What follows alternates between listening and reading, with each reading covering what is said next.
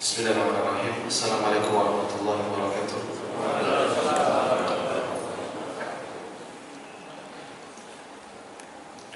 Alhamdulillah, nahmaduhu wa nasta'inuhu wa nastaghfiruhu wa nastahdihi wa na'udzu billahi min shururi anfusina wa min sayyiati a'malina.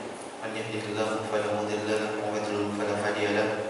Asyhadu an la ilaha illallah wahdahu la syarika lahu wa asyhadu anna Muhammadan abduhu wa rasuluh. Qala Allah azza wa jalla ya ayyuhalladzina amanu taqullaha haqqa tuqatih wa la tamutunna illa wa antum muslimun, amma ba'd. Alhamdulillah, segala puji bagi Allah Subhanahu wa taala yang senantiasa memberikan kita nikmat hidayah, nikmat iman, nikmat Islam, nikmat kesehatan, sehingga pada pagi hari ini kita bisa bermajelis saling menasihati di antara kita. Mudah-mudahan berkumpulnya kita di sini berkati oleh Allah Subhanahu wa taala menjadi tambahan umrah timbangan kita di hari kiamat kelak. Amin ya rabbal alamin. Salawat dan salam tercurahkan kepada Nabi kita Muhammad sallallahu alaihi wasallam, juga kepada sahabat beliau, kepada istri beliau, kepada para sahabat beliau, juga seluruh orang-orang yang mengikuti jejak beliau hingga hari kiamat kelak.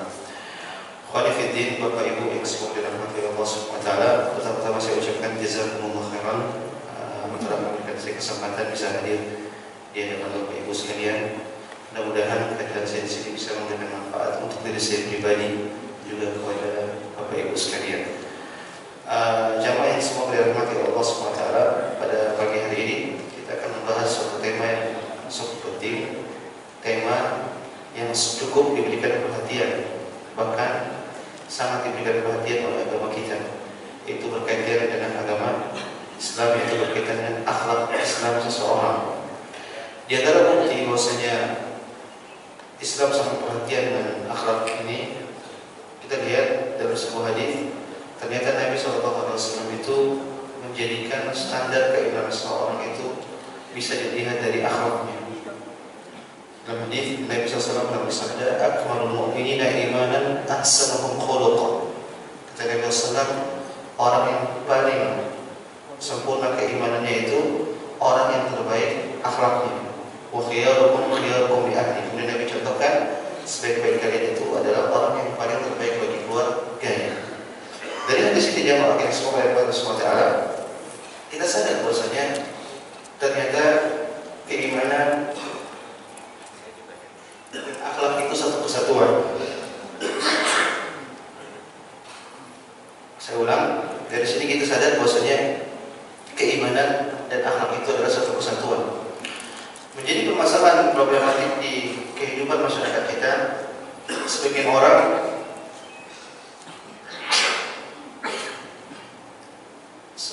dia hanya terfokus pada permasalahan akidah, permasalahan keyakinan, dan ini memang suatu hal yang penting. Tapi di satu sisi akhirnya mereka lalai dengan permasalahan akhlak. Mereka lalai bagaimana bermuamalah baik kepada manusia. Padahal buah hati adalah suatu kesatuan. Di antara hal yang menjelaskan hal tersebut, seperti Syekhul Islam Ibnu Taimiyah rahimahullah taala, beliau menyebutkan ahlus sunnah a'lamun nas bil haqqi wa arhamun nas bil khalqi. Kata beliau, ahlus sunnah itu adalah orang yang paling paham tentang kebenaran, paling paham tentang akidah yang benar, akidah yang lurus, itu namanya ahlus sunnah. Dan satu sisi ahlus sunnah juga adalah orang yang paling rahmat kepada manusia, paling berkasih sayang kepada manusia, orang yang paling berakhlak kepada manusia. Maka kalau ada orang akidahnya benar, tapi akhlaknya lurus, akhlaknya tidak benar, berarti ada permasalahan dalam keimanannya. Apalagi sebaliknya, tidak boleh kita pisahkan antara keimanan dan akhlak dalam kehidupan sehari-hari.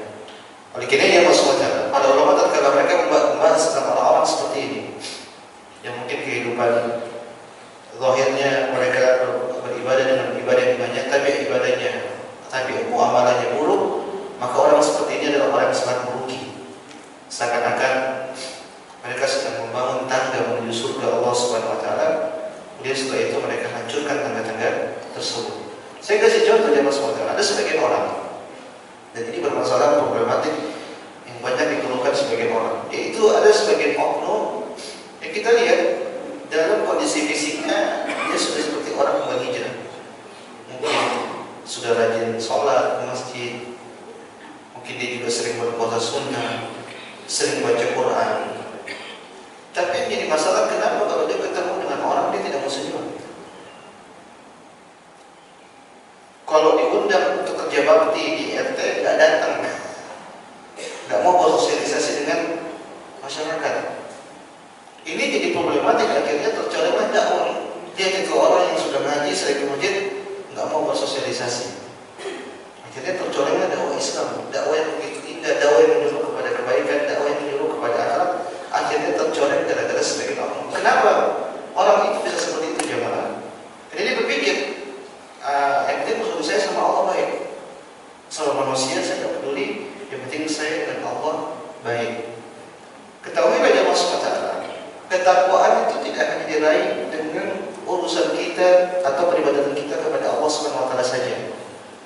Ketakwaan juga bisa diraih dengan muamalah kita sesama manusia. Jadi kita kenal suatu istilah yang sering disebutkan, yang kita kenal ada namanya hablum minallah, ada namanya hablum minan nas. Maka kita tidak hanya fokus pada hablum minallah saja, dan ini memang yang paling penting. Tapi kita juga butuh bagaimana agar muamalah kita kepada sesama manusia ini baik. Karena barang siapa yang SWT yang bermuamalah dengan muamalah yang buruk, saya katakan dia akan menjadi orang yang sangat merugi. Dia dalam sebuah hadis Nabi SAW pernah bersabda kepada para sahabatnya, "Atadruna manil muflis?" Kepada sahabatku, tahukah kalian siapakah orang yang merugi, orang yang bangkrut, orang yang pahit? Kata para sahabat, "Al-muflisu fina man la dirham lahu wa la mata'." Orang yang bangkrut di antara kita itu, kata para sahabat, itu orang yang tidak punya harta, tidak punya dirham, tidak punya perak. Maka Nabi pun membenarkan. Nabi mengatakan itu salah. Nabi pun kasih tahu yang benar. Nabi menyebutkan, "Al-muflisu min ummati man ya'ti yawmal qiyamati bi salatin wa siyamin wa zakatin wa ya'ti qad shatama hadha wa qadhafa hadha wa akala mala hadha wa daraba hadha wa sabaka dama hadha."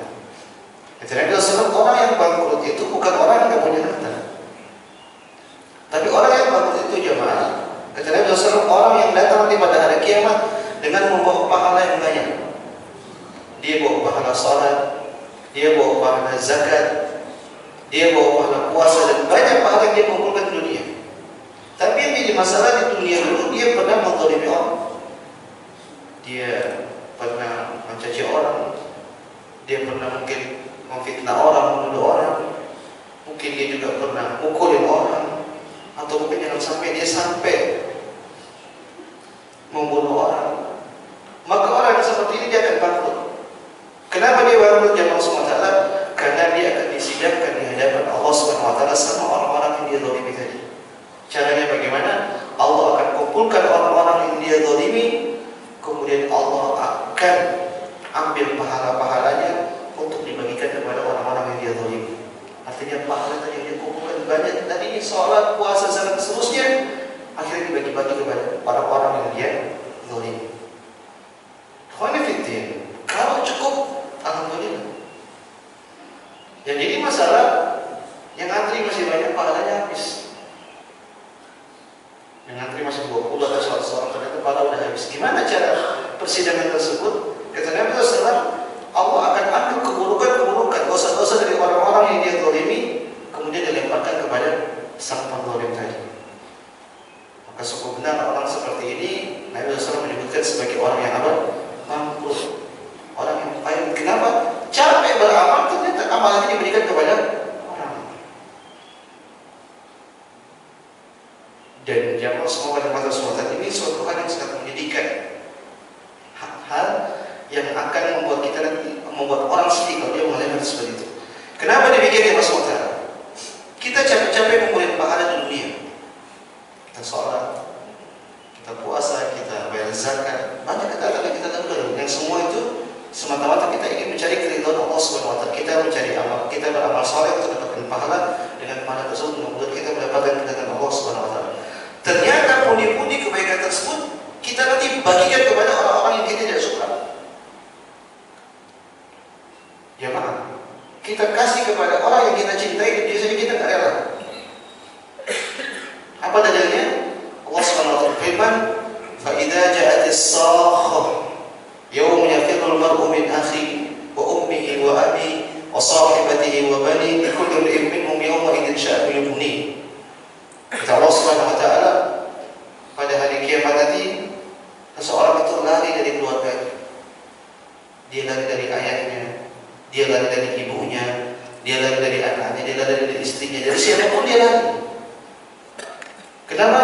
Kata Allah, likulli imrin minhum yawma idzin sya'nun yughnihi. Masing-masing setiap orang akan menyibukkan dirinya untuk bagaimana agar dia bisa selamat.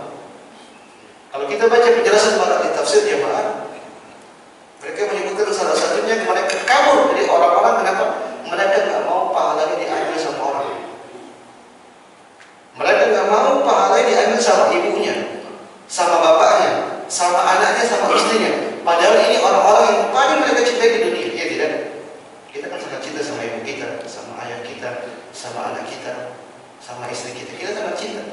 Tapi nanti pada hari kiamat kita nggak mau pahala kita diambil sama mereka. Dan saat kita sangat sadar kita punya kewajiban yang banyak kita lalai untuk kita berikan kepada mereka. Artinya banyak hak yang mereka lakukan yang mereka harus raih dari kita tidak berikan. Dan ini nanti ada pertanggungjawabannya pada hari kiamat. Kita nggak mau pahala kita yang kita ambil, kita raih, sampai dikasih kepada orang kita cintai. Tapi nanti pada hari kiamat kalau kita tolimi orang jamaah, itu pahala diambil sama orang kita tolim. Bayangkan ya, kalau kita tolimi orang, kira-kira kita cinta tidak sama dia? Bisa, kita gibahi orang. Kira-kira kita suka sama orang itu tidak? Enggak lah. Namanya gibah kita menjelek-jelekan dia. Itu nanti orang ambil pahala kita. Menyedihkan. Ibu kita yang kita cintai, dia ambil aja kita nggak mau. Apalagi yang ambil orang yang kita gibahi. Ini salah satu dampak buruk jemaah bagi orang yang memiliki akhlak yang buruk. Oleh karena jemaah semua adalah pembahasan tentang akhlak ini bukan pembahasan sepele sebenarnya. Bukan pembahasan yang kayaknya pembahasan ringan, enggak. Akhlak ini pembahasan yang perlu diperhatikan. Karena sering kita mendengar berbagai macam akhlak, tapi kita tidak praktekkan. Itu nanti akan menjadi bumerang bagi kita jemaah. Wal Qur'an hujjatun laka aw 'alaik. Dan ilmu yang kita pelajari, Al-Qur'an yang kita pelajari itu akan menjadi pembela kita atau sebagai menjadi bumerang membuat kita. Oleh karena dia masuk mata. Saya pagi hari ini saya akan mengumpulkan atau membacakan hadis-hadis kepada diri saya pribadi dan juga kepada bapak sekalian tentang bagaimana pentingnya kita mempelajari akhlak supaya kita fokus ya, supaya kita perhatian sama akhlak. Tidak perlu kita hadir dalam kajian-kajian yang membahas tentang akhlak. Kenapa tidak lain saja untuk memperbaiki diri kita sendiri ya, untuk memperbaiki diri kita sendiri agar kita mencari keridhaan Allah Subhanahu wa taala. Khawanifiddin yang masuk pada mata suatu. Di antara keistimewaan akhlak dijelaskan oleh para ulama itu terdapat dalam sebuah hadis yang menjelaskan tentang keutamaan akhlak, yaitu atau dalam Al-Quran itu Allah Subhanahu wa taala memuji Nabi kita dari sisi akhlaknya. Allah memuji Nabi kita dari sisi apa? Akhlak. Allah Subhanahu wa taala berfirman, "Nun wal qalami wa ma yasturun ma anta bi ni'mati rabbika bimajnun wa inna laka la ajran ghayra mamnun wa innaka la'ala khuluqin 'azim." Pada ayat tersebut Allah SWT mengatakan wa innaka la'ala khuluqin 'azim. Wahai Muhammad, sungguh engkau berada di atas akhlak, di atas budi pekerti yang sangat agung, yang sangat mulia. Ini ayat yang Allah SWT wa innaka la'ala khuluqin 'azim. Kalau kita bedah, di situ sangat banyak penekanan. Wa inna la'ala, itu semua ada penekanan, ada dua penekanan minimal.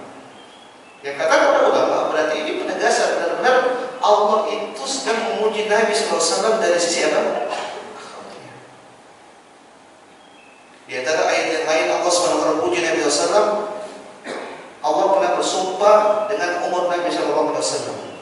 La'amruka innahum lafi safratihim ya'mahun. Demi umurmu, kata Ibnu Abbas, wa bihayatik, dan demi kehidupan Muhammad sallallahu alaihi wasallam. Yang kata para ulama, Allah tidak pernah bersumpah dengan kecuali dengan umur Nabi Muhammad SAW. Kenapa demikian jemaah? Karena umur Nabi itu berkah. Berkah di sini maksudnya menjadi uswah hasanah bagi manusia. Jadi segala aspek kehidupannya bisa ditiru. Yang ini tidak terjadi pada manusia-manusia lainnya. Ini hanya khususan pada Nabi Muhammad SAW.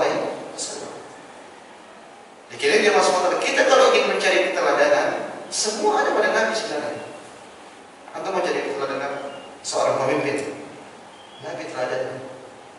Anda mau cari keteladanan seorang bos yang baik, Nabi teladan. Anda mau cari orang yang bagaimana bermuamalah sama musuh yang baik, Nabi contohnya. Anda ingin mencari suami terbaik, Nabi contohnya. Segala aspek kehidupan ada pada sisi Nabi Muhammad SAW yang semuanya sempurna jemaah. Kalau kita dapati terkadang kita bisa unggul di satu sisi, satu sisi enggak. Tapi Nabi dalam segala aspek beliau unggul.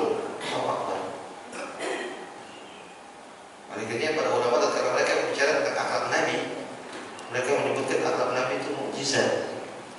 Seperti Al-Imam Adz-Dzahabi rahimahullah taala beliau mengatakan, fa inna sirata Muhammad sallallahu alaihi wasallam liman tadabbaraha taqtadi tasdiqah. Kata Imam Adz-Dzahabi, barang siapa yang mentadabburi tentang sirah Nabi Muhammad sallallahu alaihi wasallam, maka pasti dia akan membenarkan bahwasanya Muhammad itu benar-benar adalah Rasul. Muhammad benar-benar adalah utusan Allah Subhanahu wa taala. Kenapa? Enggak mungkin ada orang bisa seperti Muhammad sallallahu alaihi wasallam karena terlalu sempurna akhlaknya. Karena masalah dari sisi ini, maka kita harus perhatian sama akhlak. Artinya gini, Allah memuji Nabi karena akhlaknya. Maka kalau kita ingin juga dipuji sama Allah Subhanahu wa taala, harusnya kita juga memiliki akhlak yang baik. Ini poin pertama. Allah memuji Nabi SAW karena apa? Akhlak Nabi. Insyaallah di akhir kalau masih ada waktu, saya akan singgung beberapa akhlak Nabi Muhammad SAW. Hal kedua jemaah yang semoga dapat semangat. Di antara kenapa kita harus perhatian sama akhlak? Karena akhlak ini adalah salah satu tugas atau tujuan di mana Allah mengutus Nabi kita Muhammad sallallahu alaihi wasallam. Dalam sebuah hadis Nabi sallallahu alaihi wasallam bersabda, "Innama bu'itstu liutammima makarimal akhlaq."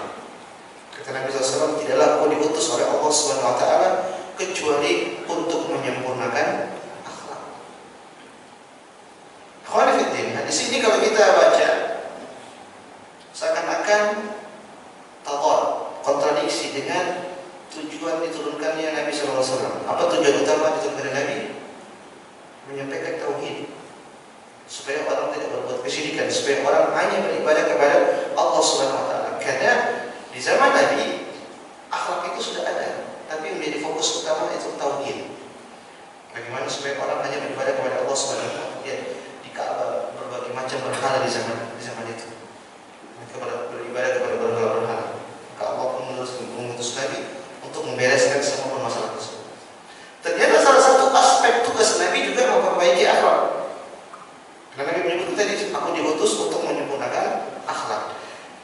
Para ulama mereka menjelaskan di sini jemaah, berarti kalau Nabi diperintahkan untuk menyempurnakan, berarti akhlak itu sudah ada sebenarnya.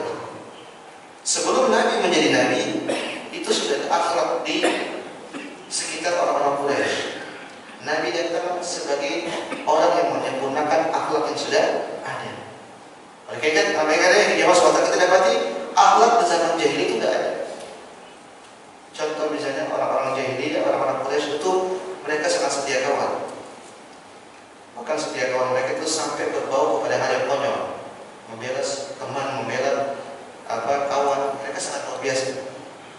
Di antara akhlak yang ada pada mereka itu mereka adalah orang-orang yang sangat memuliakan tamu. Memuliakan tamu luar biasa. Mereka dalam riwayat mereka itu kalau ada tamu mereka langsung nyembelih kambing dia. Kalau kita ada tamu kita ke siapa? Nasi padang. Kita orang Quraisy dulu orang jahiliyah mereka nyembelih kambing, sapi. Di antara akhlak mulia dahulu orang-orang Quraisy, mereka suka menjamu jamaah haji jemaah. Di zaman di bulan-bulan haji mereka sangat memuliakan orang-orang yang pergi berhaji. Kalau kita mengambil untung sebanyak-banyaknya dari jamaah haji, Allahu musta'an.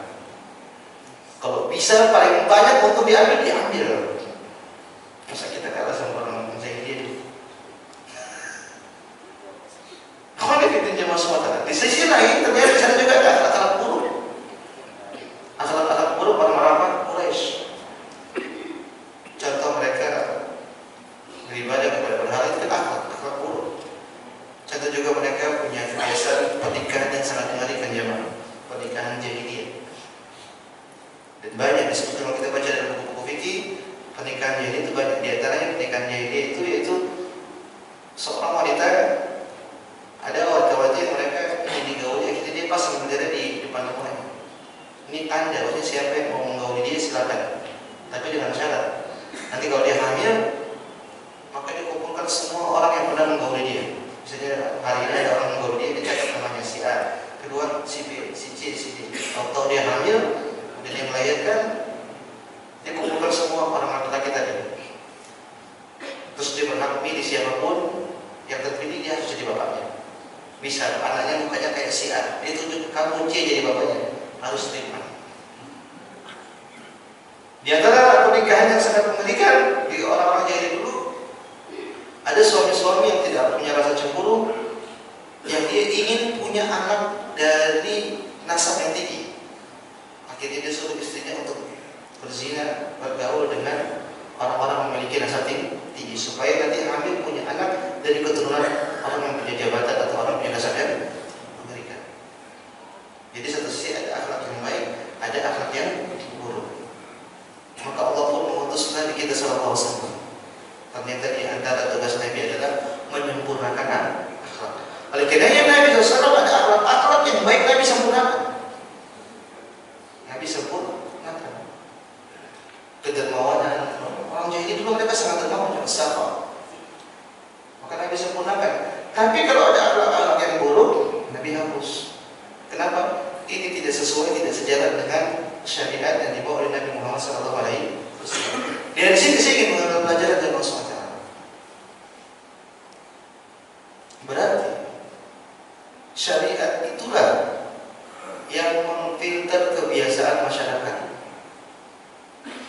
bukan sebaliknya.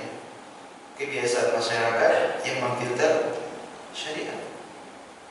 Kenapa? Syariat Islam datang di zaman Quraisy, orang jahiliyah. Ada akhlak yang baik yang selaras dengan syariat Islam, Nabi sempurnakan. Tapi kalau ada akhlak yang tidak sejalan dengan syariat Islam, Nabi hapus, Nabi suruh tinggalin, Nabi suruh, bahkan Nabi larang. Maka demikian juga yang harus kita praktekkan zaman sekarang. Kalau ada kebiasaan-kebiasaan masyarakat yang sejalan dengan syariat Islam, kita kerjakan, maka kita berkorban, maka kita suruh kaum muslimin untuk mengerjakan tersebut. Tapi kalau tidak sejalan, ya bagaimana kita tinggalin?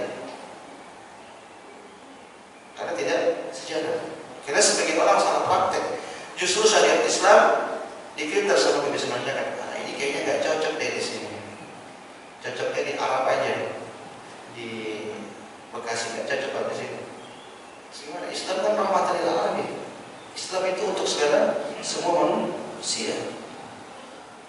Salihun li kulli zaman wal makan, kata para ulama.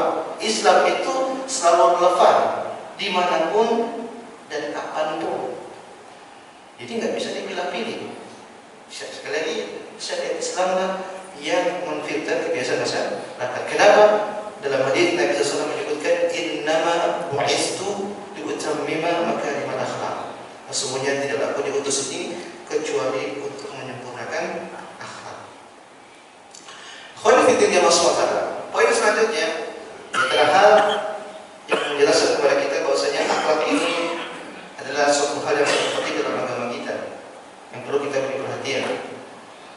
Dalam sebuah hadis, Nabi SAW pernah ditanya, ma aktsaru ma yudkhilul jannah? Wahai Nabi SAW, apa hal yang paling banyak memasukkan orang ke dalam surga? Ini pertanyaan pamungkas jemaah. Kita bisa ambil faedah di sini. Para sahabat dahulu mereka kalau bertanya kepada Nabi SAW, pertanyaannya memang benar-benar yang mereka butuhkan.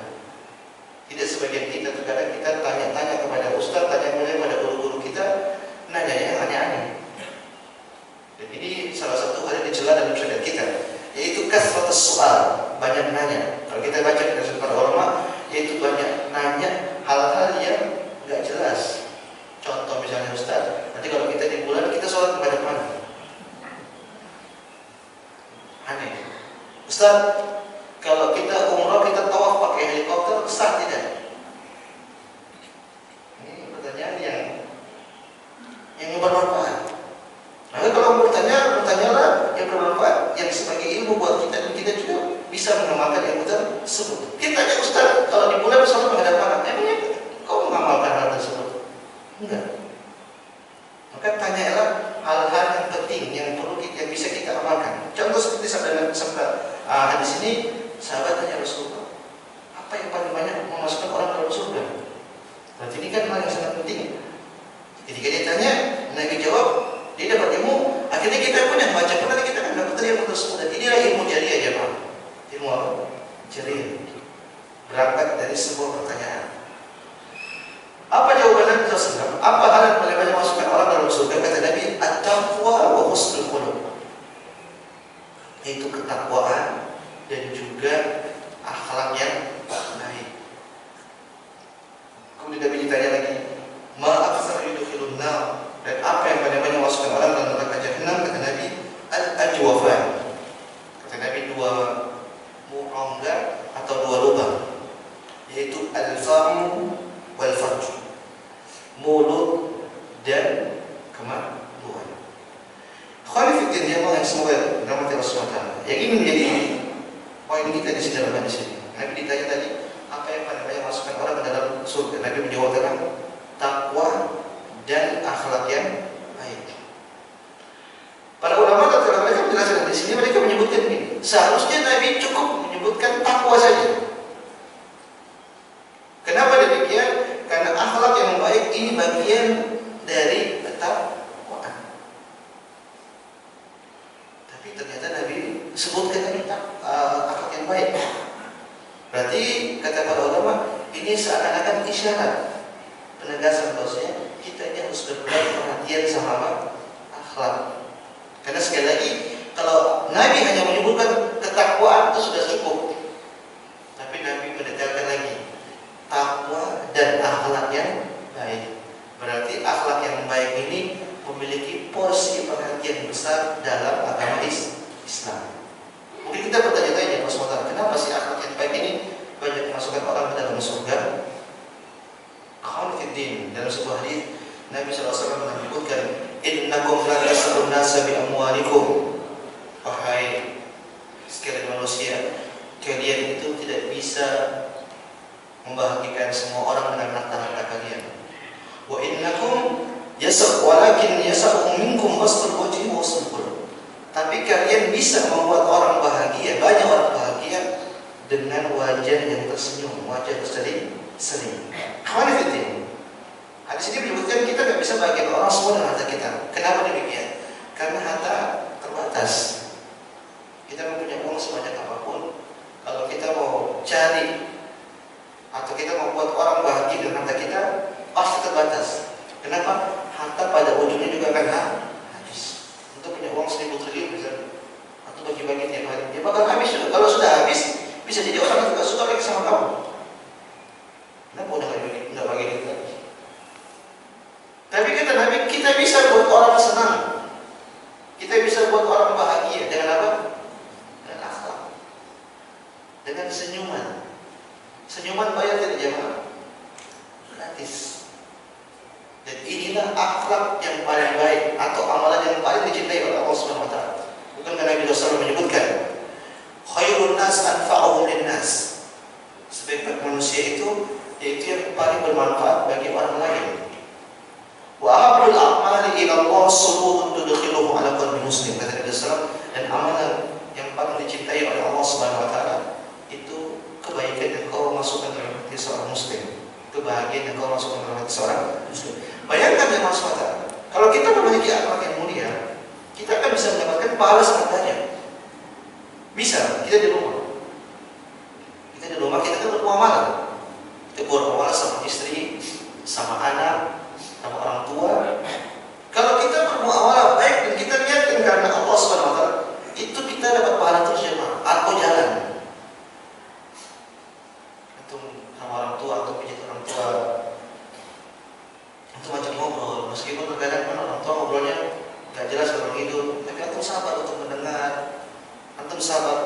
isnan, itu pahala ngalir terus. Anak ajak main, antum lagi kerja tahu anak minta gendong apa, antum layanin. Istri ajak ngobrol, antum senyum-senyum sampai iya. Itu semua pahala ngalir. Terus habis itu pagi-pagi antum pergi kerja, di jalan antum berkendara dengan sopan, dengan baik. Ketemu orang di jalan antum sapa assalamualaikum. Kalau ada orang yang mungkin zalimi antum nyenggol spion, antum sabar senyum. Pahala semua terima. Sampai di kantor antum ketemu sama teman-teman kantor, antum salamin mereka atau senyumin sama mereka. Kalau ada hal yang lebih antum bisa kasih sama mereka. Itu semua pahala berjalan jamaah.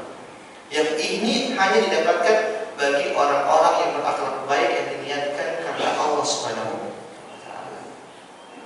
Ikhwan, Allah menyebutkan, "Wa ma khalaqtul jinna wal insa illa liya'budun."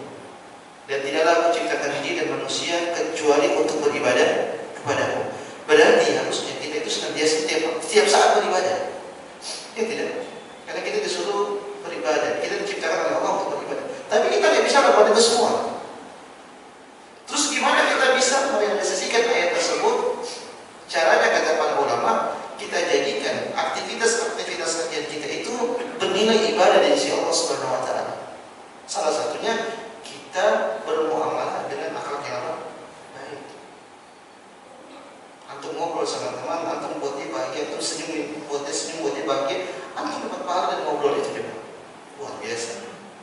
Maka sangat wajar kalau Nabi SAW ditanya tentang apa yang paling banyak memasukkan orang dalam surga. Nabi menyebutkan tadi taqwa, husnul khuluq, itu ketakwaan dan akhlak yang baik. Maka satu sisi ini jemaah sekalian saya sudah membuat kita harusnya semangat untuk memiliki akhlak yang baik.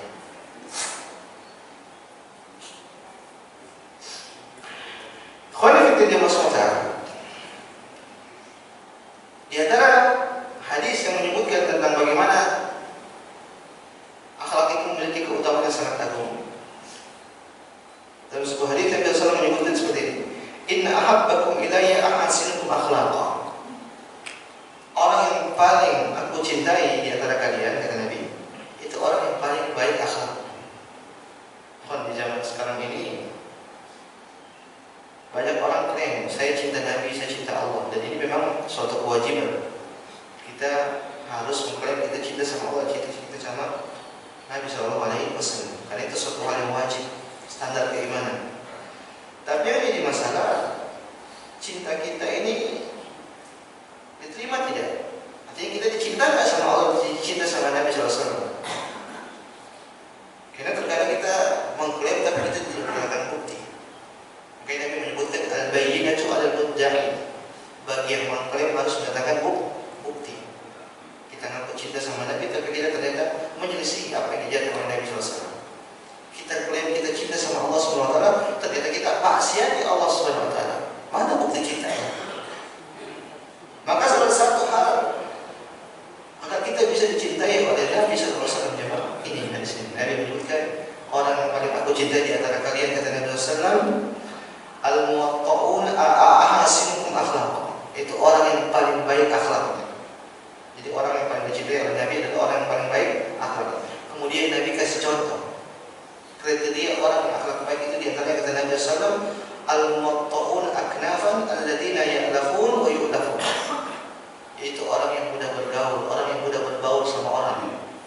Kalau bergaul orang nyaman, dan kalau diajak gaul juga orang yang nyaman.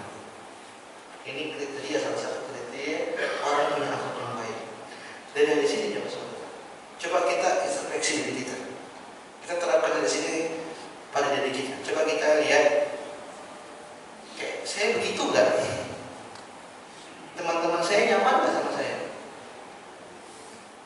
Jangan-jangan teman-teman kita kumpul, pun kita datang, teman-teman kita lagi ngumpul, misalnya lagi ngobrol, kita datang pada bubar.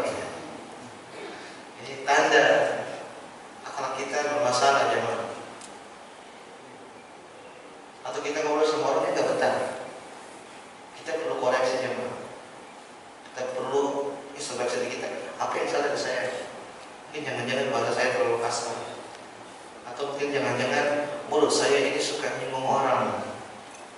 Perlu introspeksi. Kalau kita introspeksi diri ternyata nggak ketemu juga, apa salah saya?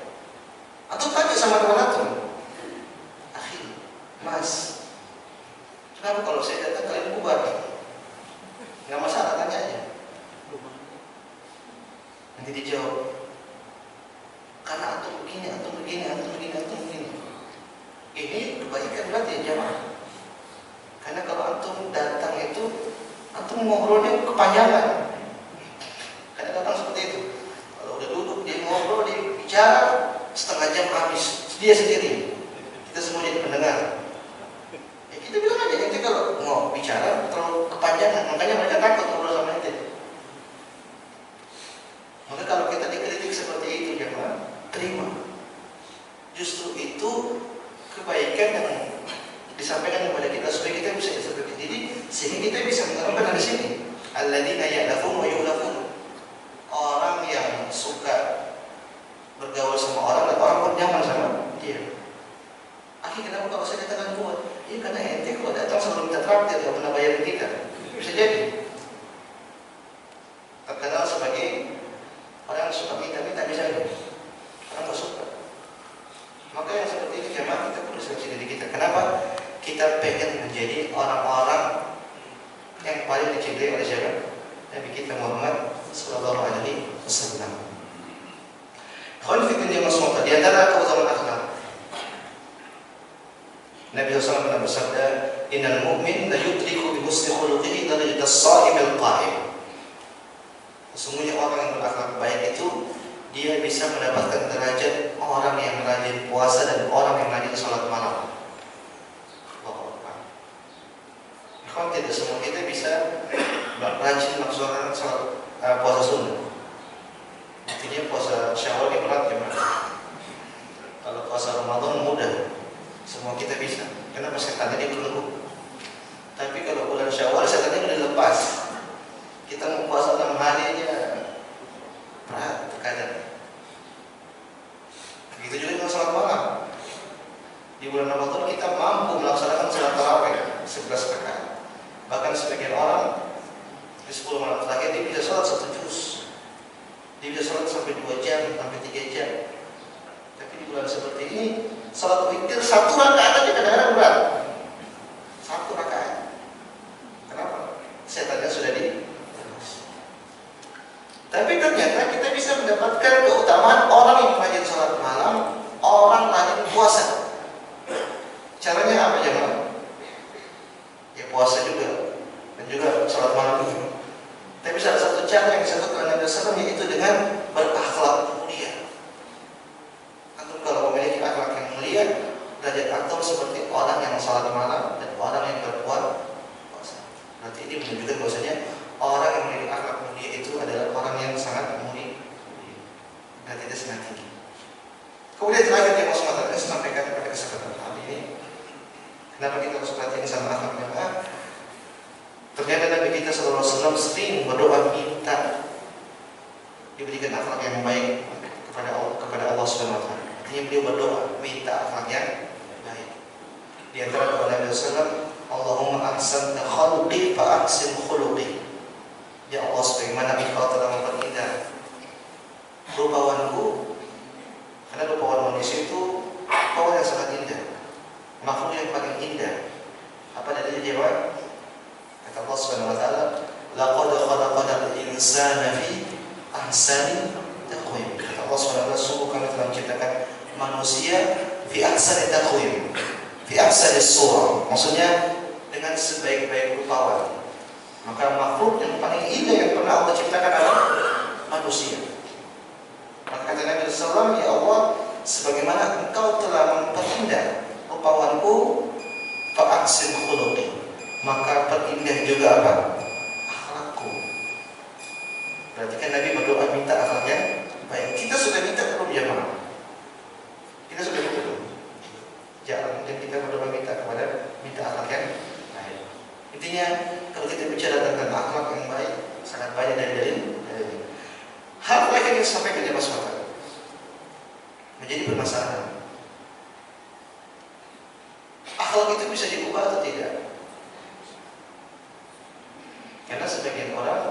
merasa akhlak itu nggak bisa diubah.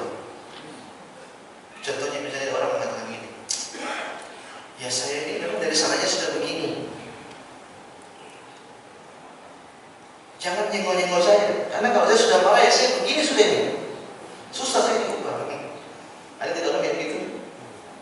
Dia nggak mau disenggol, dia temperamental. Orang yang nyenggol dia justru orang yang disenggol itu orang yang nyenggol dimarahin. Nanti kalau sepanjang saya ini nggak bisa beginiin. Kata para ulama, orang seperti ini adalah orang yang sombong. Kenapa dia merasa akhlaknya nggak bisa diubah? Padahal para ulama menyebutkan akhlak itu bisa diubah. Makanya para ulama menyebutkan dia akhlak itu dua, akhlak muktasab dan akhlak jibilli. Akhlak jibilli itu benar-benar akhlak dari bawaannya. Benar-benar Allah sudah berikan kepada orang tersebut memang memiliki akhlak tersebut. Saya contohkan misalnya seperti orang-orang Solo, orang Jawa Tengah. Itu kan kalau ngomong, siapa saja orang Solo ada orang Jawa Tengah, ngomongnya lembut biasanya. Dan itu tidak dibuat-buat, memang dari sananya begitu. Coba orang Solo, orang Jawa dan orang Papua kan beda cara ngomongnya. Di sini orang Papua agak menggebu-gebu, orang Solo lembut. Dan itu akhlak jibil, tidak dibuat-buat, memang seperti itu. Dan di sana juga ada namanya akhlak muktasab. Akhlak muktasab itu akhlak yang diusahakan. Akhlak yang apa diusahakan. Jadi seorang yang tadinya tidak begini, akhirnya jadi begini. Apa dalil akhlak bisa diusahakan yang Allah SWT? Banyak.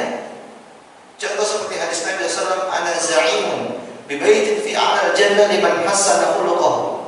Aku menjamin istana di atas surga bagi orang yang berusaha memperbaiki akhlaknya.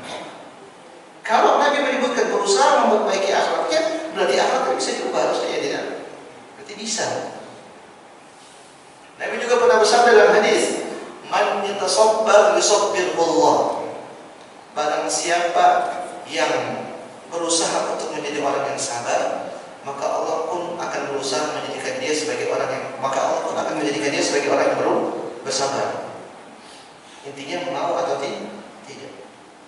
Maka mindset itu dalam hati kita jangan sekarang. Kita ini hidup semakin hari semakin tua jemaah. Tidak lama dan bentar lagi mati. Apalagi yang udah putih-putih. Waja'akumun nadhir, kata Allah SWT, dan telah datang kepada kalian peringatan. Kalau kita baca penjelasan para ulama, peringatan itu apa? Uban. Makanya uban dilarang, dicabut ya tidak. Sebagai bentuk peringatan. Bentar lagi mati jemaah. Maka kita semakin hari harusnya kita semakin baik.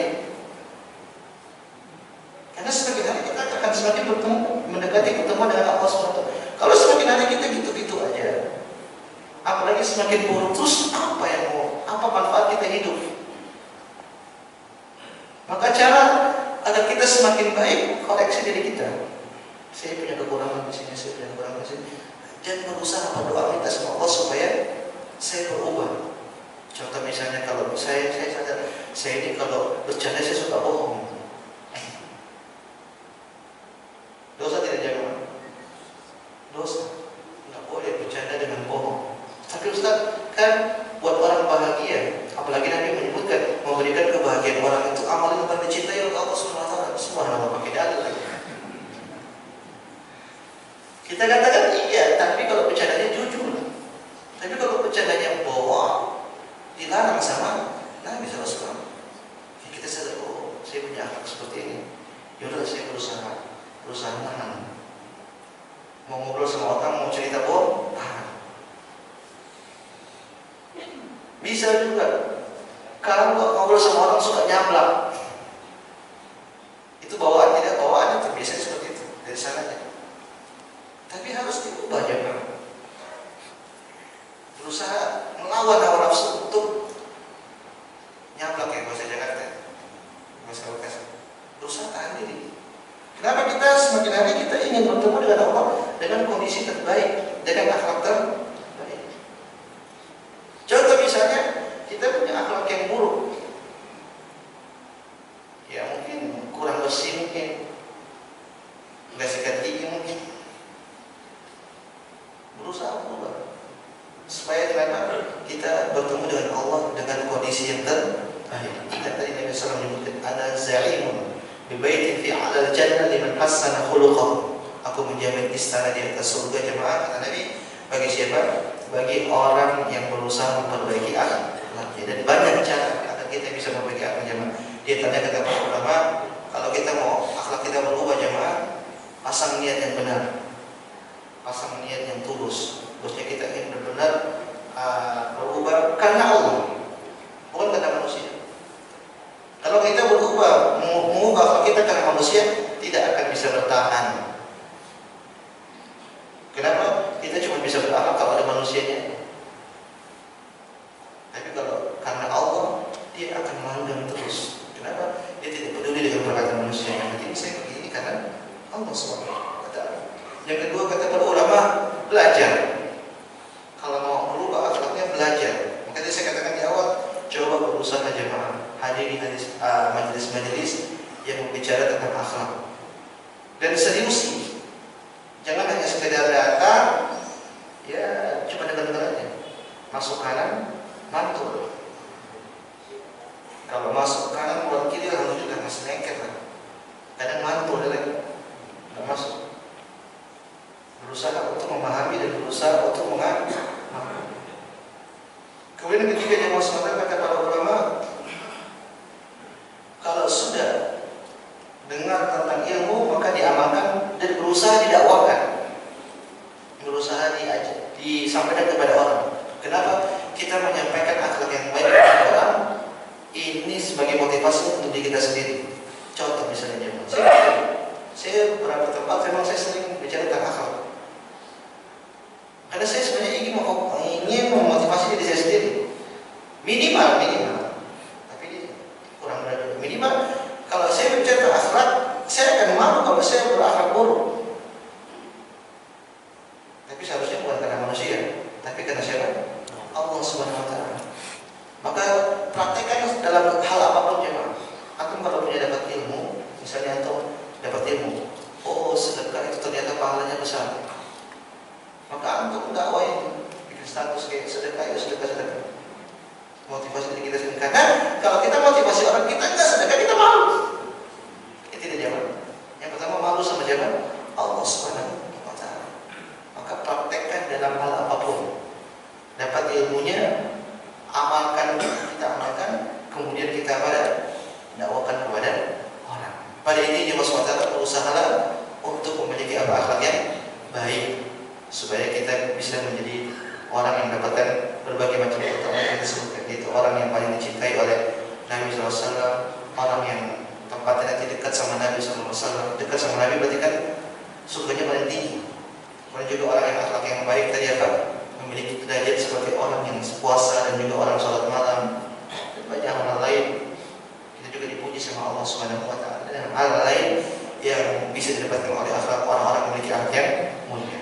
Ini mungkin yang Allah SWT bisa kami sampaikan pada kesempatan pagi hari ini. Sedikit tapi mudah-mudahan bermanfaat buat saya pribadi dan juga untuk sekalian. Kalau ada benarnya ini datang dari Allah Subhanahu wa taala, jemaah. Kalau salahnya saya mohon maaf. Ini murni dari kesalahan saya dan kebodohan saya, dan saya siap belajar dari kesalahan tersebut. Saya ucapkan jazakumullah khairan. Saya tutup jemaah. Subhanallah bihamdika asyhadu an la ilaha illa anta astaghfiruka wa atubu ilaik. Assalamualaikum warahmatullahi wabarakatuh.